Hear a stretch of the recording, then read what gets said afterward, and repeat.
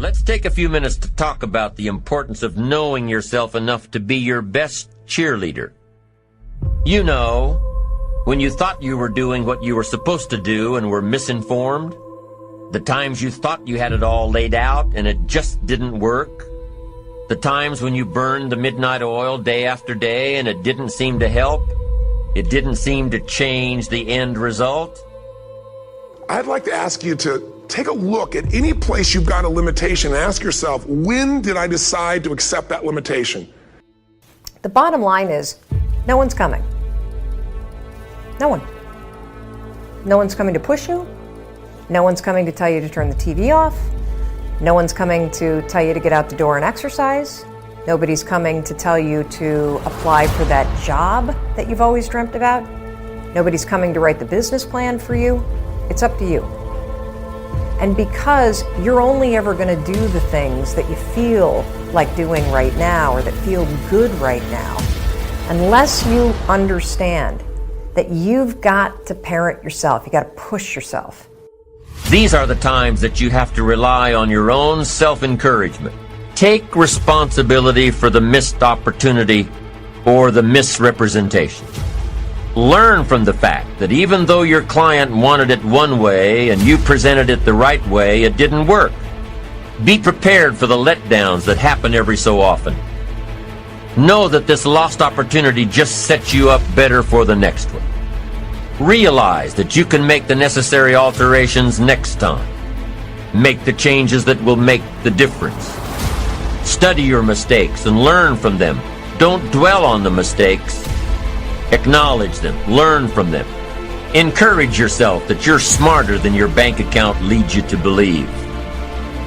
It all comes down to the inner game, my friends. Changing your life is a change in the inner game. The outside world you can't control, but you have absolute control over this one if you learn the dynamics of what shapes you.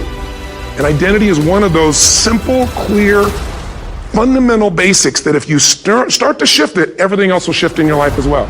Some people, by the way, have to have more than enough money to do what they want, when they want, where they want, with whomever they want, contribute the way they want. And if that's their must, they find a way. I know that sounds overly simplistic, but it's true. Remind yourself that you're bound to get better. Don't get down on yourself. Don't beat yourself up. It's the next opportunity that matters, not the last one, the next one. Now, the last one matters only in that you must learn from your mistakes. But the next one gives you the opportunity to show that you have learned from your mistakes.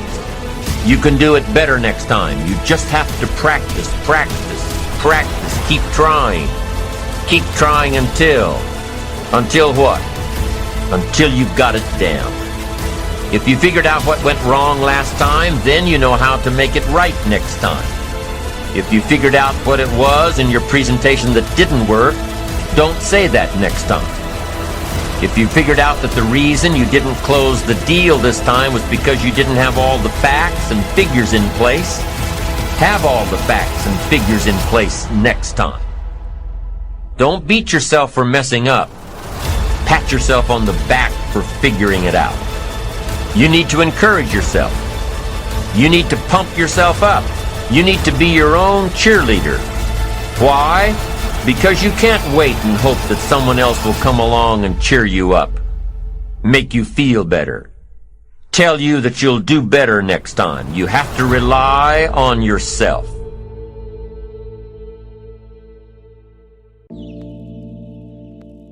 Everybody wants to succeed so fast because they want to prove something to somebody else. When you want to give up, just keep going. When your luck is done, just keep going. Don't stop, just keep going. Let's suppose that there's a vast, hugely powerful force that nobody can withstand. And this immense force is always active and in furious motion. It never rests. It's like a slowly flowing river that can eventually carve the Grand Canyon out of solid rock.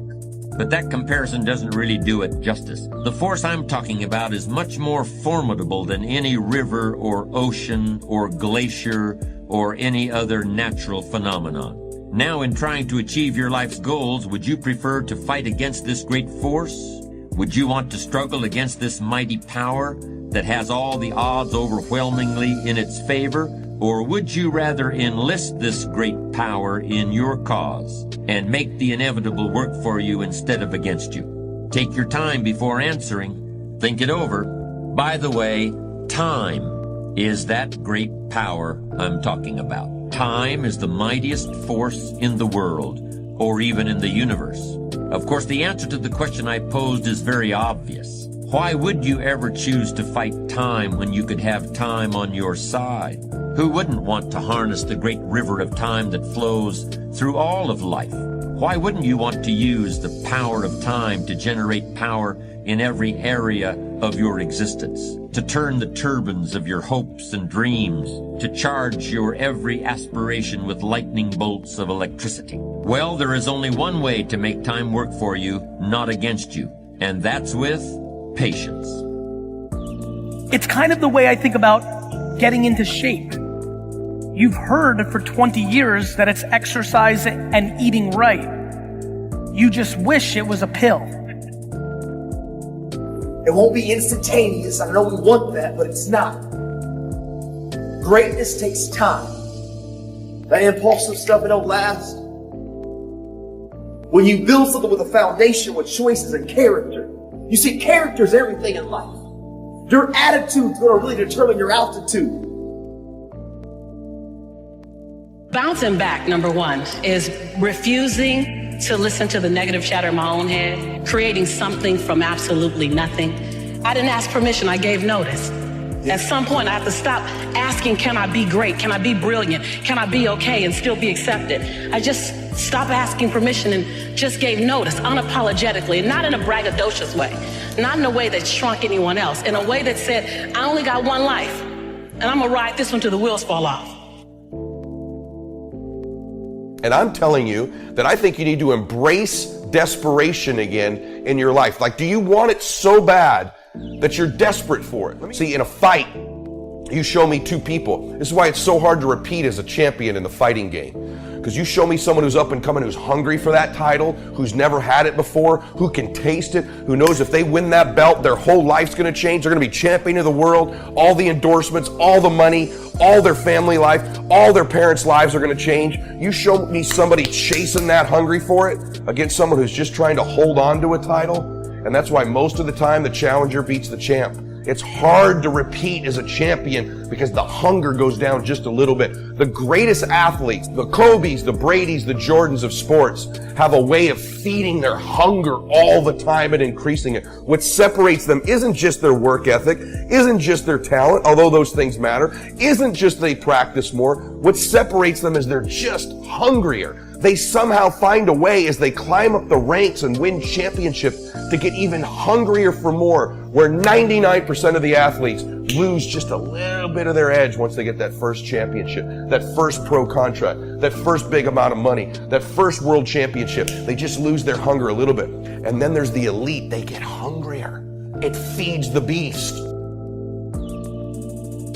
What does it mean for you to advance economically if you lose your soul? What does it mean for you to end up running the business if you lose your soul? What does it mean to have a bigger house if you lose your soul? I want you to value what you have, not just what you're going to.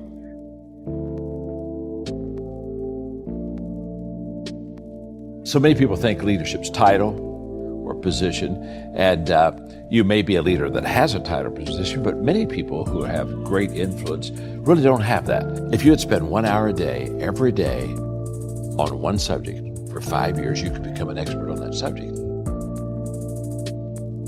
And I stopped asking the question, how long will it take? And I started asking the question, how far can I go? And everything changed that day. I realized that you can set goals and have 5-year goals, whatever, but I changed from a goal mindset to a growth mindset. And the fact that if I would be intentional in the areas of growth that would have the return and would fit who I was, then I could really be successful and help a lot of people. Everybody wants to come up with excuses. I'm this, I wasn't born that way. I'm stuck in a rut. I wasn't born here. This, you can't be lost in life when you're this young. I'm a female, I'm an immigrant, I'm a minority, I'm transgender. Excuses. Reality, the problem is, nobody cares. Your lack of patience is killing you. So many of us choose our path out of fear disguised as practicality. What we really want seems impossibly out of reach and ridiculous to expect, so we never dare to ask the universe for it. I'm saying, I'm the proof that you can ask the universe for it. Effort makes the difference. Are you hearing what I'm saying? And I told you before, the thing I love about effort, there are other things, skills, right? You may have to go get a degree for that. There's some skills you gotta go get a degree. It could take you 4 years, 8 years, 12 years. I heard Ed Mylett once say, "You're one decision away from a totally different life." And I agree with him, but I want to ask you this. What is that one decision? And the answer is to take complete and total responsibility for everything in your life. You asked for my hustle, I gave you my heart, because it came with so much more. It's the ultimate sacrifice. Greatness has a cost. It reschedules your plans for you. It puts your family and friends on hold. It makes you feel misunderstood. And it will put you in some deep, dark holes. Greatness demands everything from you. Your mind, your body, your spirit, and your soul. So what do you do when you shoot 4 air balls in a playoff game? What do you do? Do you sulk? Do you weep? When you disappointed all of your teammates? When you let down all of the fans? Do you ask for sympathy? Do you ask why me? When they blast the coach for keeping you in the game, do you blame yourself? When they've drawn up their own conclusions about how your career is going to end, do you wish you could go back in time and make a different decision? Or do you get off of the plane and go straight to Palisades High and get the janitor to open up the gym and lock yourself in there until the sun comes up? You go shoot, you drill, and you relive that moment and change the outcome over and over again.